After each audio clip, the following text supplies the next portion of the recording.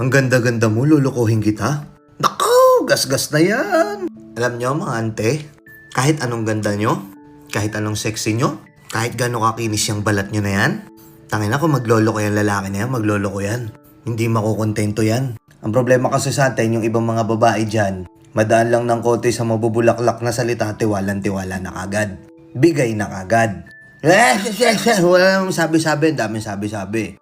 Hindi naman kuya. Pero deep inside, kilig na kilig, di ba? Ganun kasi talaga.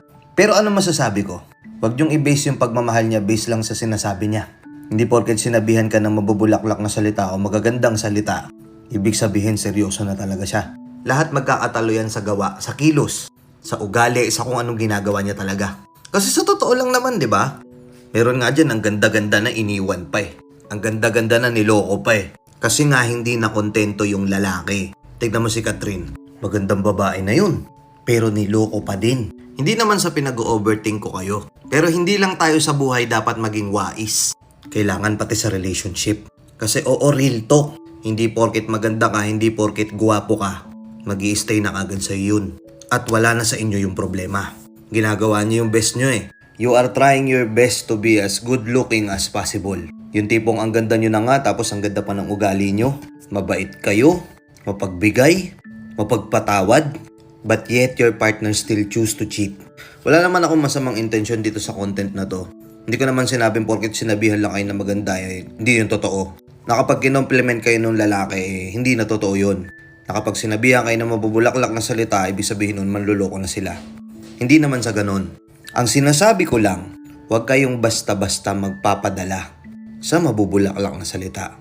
Ang tao, kapag gusto niya ng isang tao, lahat ng pwede niyang sabihin na maganda, sasabihin niya, makuha ka lang.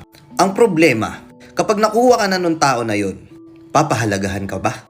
O para ka lang isang trophy na kapag nakuha ka niya, wala na, itatambak ka na ulit sa bahay. I-display ka na lang. Tapos mabibitin yung tao na yun sa trophy na yun, maghahanap siya ulit ng ibang challenge na ibang tao. Tapos kapag nakuha nila yun, naging trophy na nila ulit yung ibang tao na yun, itatambak nila ulit, tapos maghahanap ulit ng bago. Nagigets nyo yung punto? Piliin mo yung tao na pinaghirapan ka, sinabihan ka na mabubulaklak na salita nung mula sa puso. Napapahalagahan niya yung mga salitang sinabi niya sa'yo. Iingatan ka niya for the rest of his life. Hindi yung kaya ka lang niya sinabihin ng ganun dahil gusto ka lang niya makuha. Tapos sa huli pag okay na napasagot ka na, tsapwera ka na. Sa panahon ngayon na napakaraming tao na hindi marunong makontento, na way makahanap ka ng taong marunong makontento. Hindi yung ginawa ka lang, niligawan ka lang kasi wala, trip lang. Pero nakukulangan pa rin sa'yo kahit sobra-sobra ka na. Ganun ang takbo ng utak ng mga taong manluloko. Na kahit gaano ka kaganda, kung magloloko yan, you are never enough. Yun na yung nature nila. Kaya ikaw, tatanungin kita, sigurado ka na ba dyan sa partner mo? Bigyan mo ako ng reason, mag-comment ka dito kung paano mo masasabi na sigurado ka na dyan sa partner mo na hindi na siya magloloko. Comment ka nga dito. Let's go and peace out.